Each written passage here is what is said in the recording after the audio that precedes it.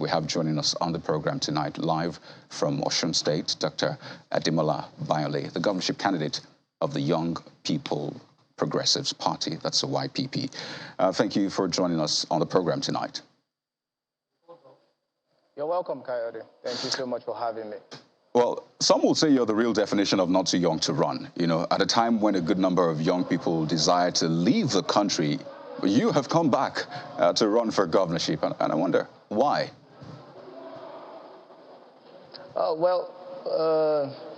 You're Nigerian from the day you're born till the day you die. So no matter where you are around the world, you have to understand that home is home.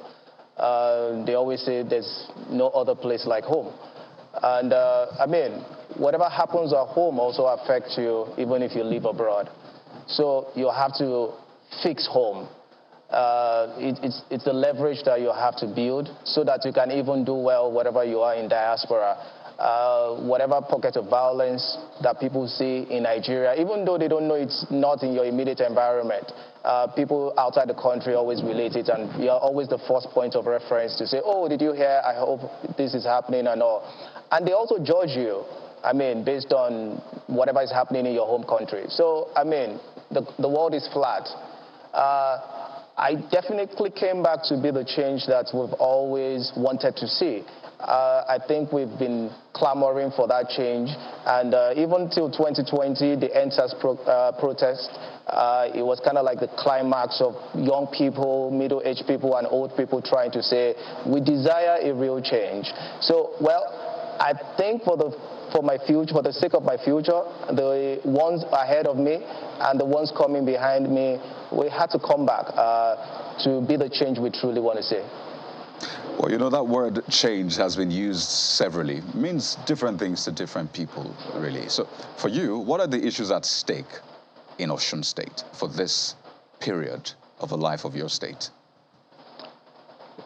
Sorry, say that again. I couldn't hear you very well. It's okay. I said, what are the issues at stake for you, for your state, at least in this period of the life of your state? Because you said you desire a change, but that's a term that can be misconstrued, means different things to different people. So what are those issues at stake for you?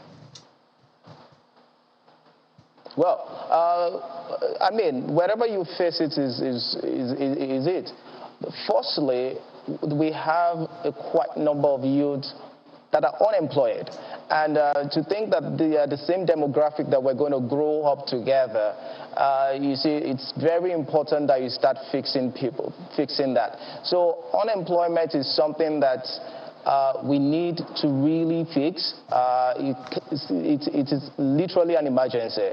So that is one of the plans that one of the things we want to fix. The other thing is this. You see, we cannot leverage. People will come, they want to industrialize the state, they want to do this, they want to do that, with very poor basic amenities. We can't do anything without power. In Osun State today, we barely manage 12-hour supply of electricity. So it's tough to transition all the machines in healthcare needs electricity, all the kind of gadgets we use even in our offices need electricity. So we need to fix power. We need to fix road. We need to have food sufficiency. We essentially need to fix the state in a way that we can leverage and build on, that will be sufficient for today's need and also for the ones coming behind. I think that is also the definition of sustainable development. Interesting. So I know you've been involved in, university politics. You've had some stint, I think, at the hall that you stayed and all of that. But the question will be, how can you translate that into governing a state of Osun? You talk employment, for example, one of the issues at stake for you. Osun has been described by some as civil servant state. So what are those areas where you think jobs can be created in your state?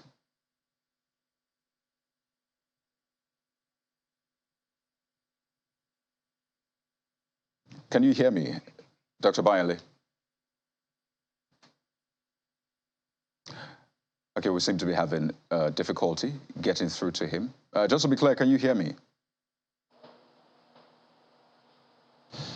Okay, we'll get that worked out, all right. Some of these things happen, the glitches with technology, but it's quite important to have this conversation. So let's hold off on Dr. Ademola Bayole and introduce our other guest who joins us live from Osun State as well. We're joined by Mr. Olufemi Adesuyi, who is the Zenith Labour Party governorship candidate. Good evening, Mr. Adesuyi. Thank you for joining us on the program.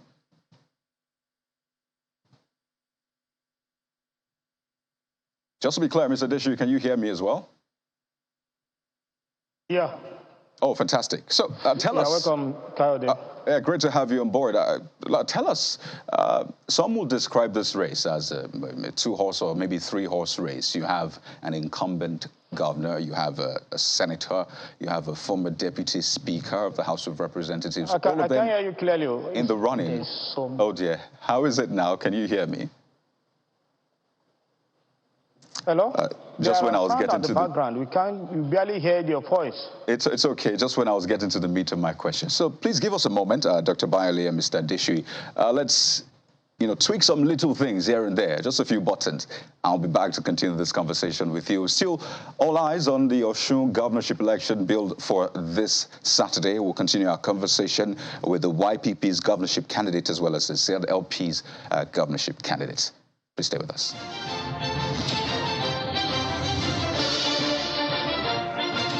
Welcome back to the program. Mr. Olufemi Adesuyi, the Zenith Labour Party as governorship candidate in Osun State, still with us. We'll get Dr. Bayole as well. Thank you for staying with us, Mr. Adesuyi. I was asking you about just what you bring on board, saying that this has been described as, is it two-horse, three-horse race with, the incumbent governor, a senator, former deputy speaker of the House, all of them in the running. So as a person, what do you bring on board? Okay, thank you, Kayode. Firstly, since the last 12 years, Osun has been backward in terms of development. We have unusual government for 8 years, and the current administration has nothing to show. In fact, he himself has never made any specific developmental programs in all his interviews. So we just look at it. We cannot just continue like this in our own state, where our youth are unemployed. There is not even safety in Osun. There is no security. I can tell you categorically that presently Osun is not safe.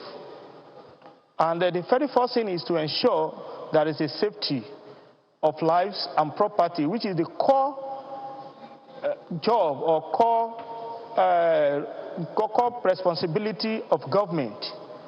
And then everybody will be saying Osun is poor, there is no money in Osun, but we have a lot. But it's only that the people are the affairs of the government, they lack native intelligence to transform Osun to what it's supposed to be. In terms of agriculture, Osun can sustain itself. In fact, Osun can run without federal allocation. We have a good soil. Osun has been known for cocoa, for colano. We have to resuscitate it. So there is a need for agricultural revolution in Osun.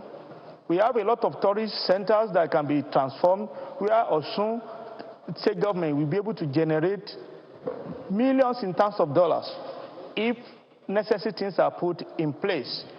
Then our educational systems, if you look at the ranking in terms of education, Osun presently is about, I think, 26 out of 36 states is very, very poor.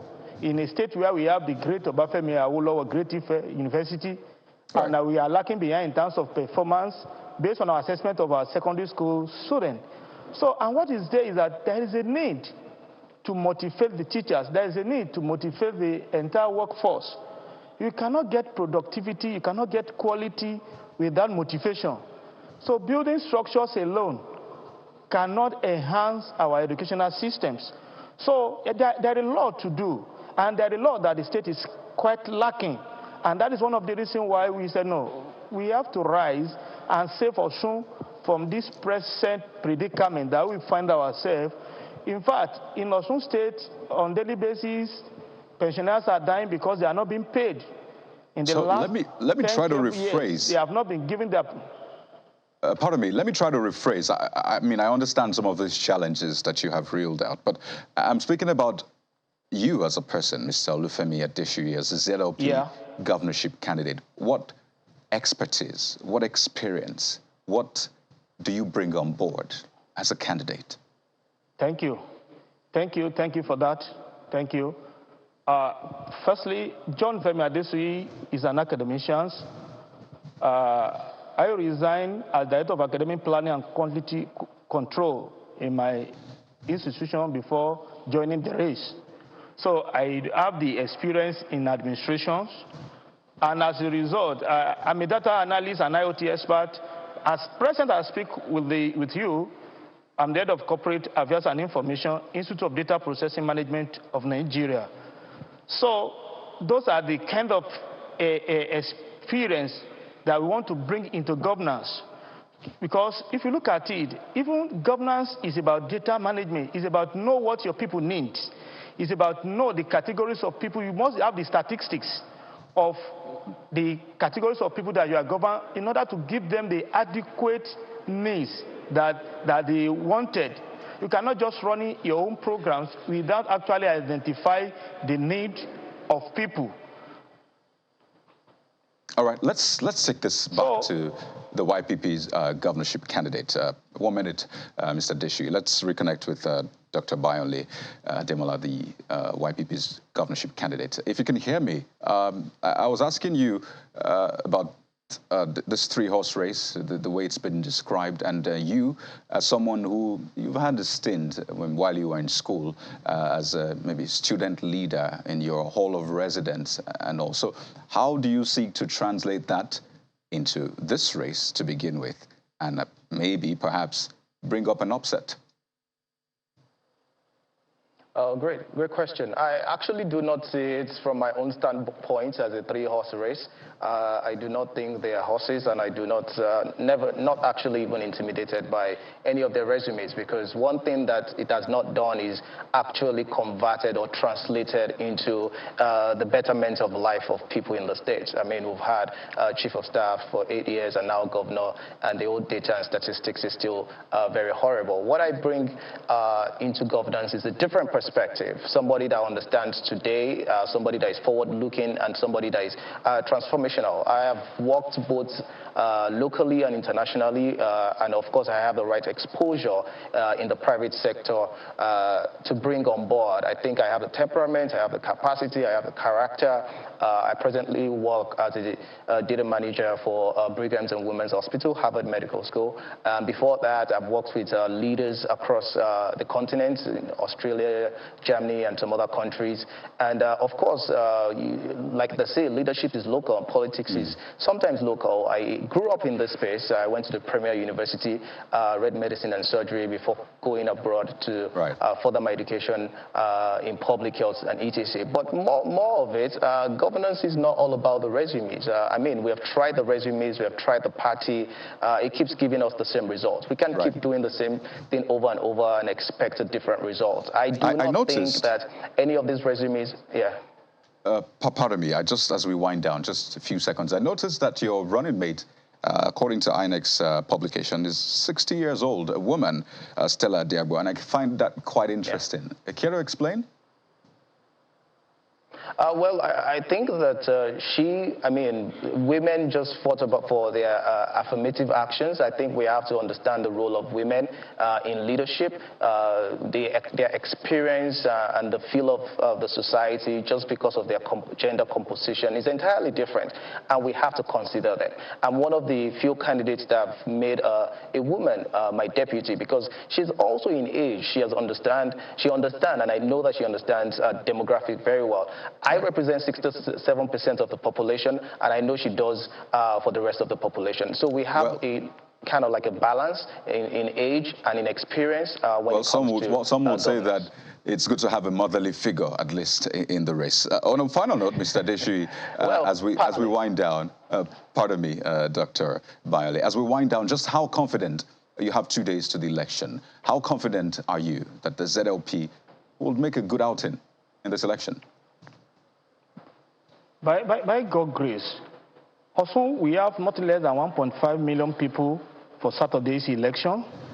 And by the previous statistics, we've now had up to 700,000 votes at a time.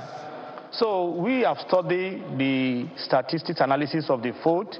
We have worked on our own strategically to ensure we have at least 300,000 to 400,000 votes outside the about 600 votes that normally other politicians are fighting for. We are not joining the race of those that are fighting in between 600,000 votes. We have our strategy, and we are going around to ensure about 900 people that don't normally participate in election took part in this election and they vote in our favor. All right. Well, that will be it. I would like to thank you so much for joining us on the program tonight. Mr. Olufemi Adesuyi is the Senate Labour Party's governorship candidate for this Saturday's Osun election, as well as Dr. Ademola Bayole, who is a candidate of the YPP in the election. Thank you so much, gentlemen, and we wish you the very best on Saturday. Well, that's our package tonight. Our team is live in Osun State to cover that election, so stay with Channels Television for the coverage, the full coverage of that election. I'm Kayode Pikili. Good night.